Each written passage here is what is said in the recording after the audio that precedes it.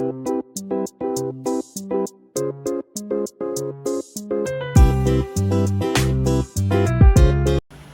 Kitchen मध्ये नमस्ते। मी बनवते गवरची भाजी कमीत कमी साहित्यामध्ये आणि खूप अशी टेस्टी। तर इथे अर्धा किलो गवर घेतलेले आहेत। इथे छान असे आहे ना गवर साफ केलेली आहे, छोटे छोटे असं पीस केलेले आहे। आता 2 ते 3 पाण्याने स्वच्छ धुवायची। 2 ते 3 पाण्याने स्वच्छ गवर धुवली। आता गॅसवर कढई ठेवलेली आहे, त्याच्यामध्ये ना 1 चम्मच तेल टाकलेलं आहे। तेल छान असं गरम झालेलं आहे।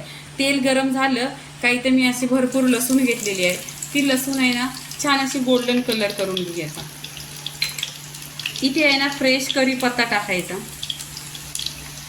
आणि इथे तेलावर छान असं परतून घ्यायचं। लसूण गोल्डन कलर झालेला आहे। इथे 2 ते 3 कांदे चिरलेले आहेत। छान असं तेलावर आहे ना सोनेरी कलरवर छान असं परतून घ्यायचं। इथे आहे ना कांदा छान असा गोल्डन कलर झालेला आहे। आता टोमॅटो टाकायचा, चिरलेला 1 ते 2 टोमॅटो आहे, हिरवी मिरची आहे। आता इथे आहे ना नमक टाकायचा चवीनुसार। नमक टाकल्याने सॉफ्ट होतो टोमॅटो। इथे हळदी पावडर टाकलेली आहे। आता इथे आहे ना स्वच्छ धुतलेली गवर 2 ते 3 पाण्याने गवर धुतलेली आहे।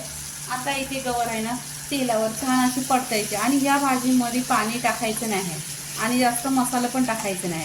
एकदम हेल्दी बनवायची। हळदीतली आणि नमकमधली छान अशी मिक्स करून घ्यायची।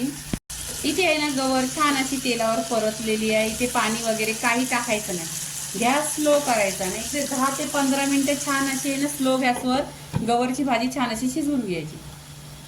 10 ते 15 मिनिटं झालेली आहे। छान अशी गवरची भाजी पहा छान अशी शिजलेली आहे। ह्याच्यामध्ये पाणी वगैरे काही नाही टाकलेलं आहे, तरी पण छान अशी तेलावर परतून घेतलेली आहे आणि कमी साईज आणि एकदम टेस्टी।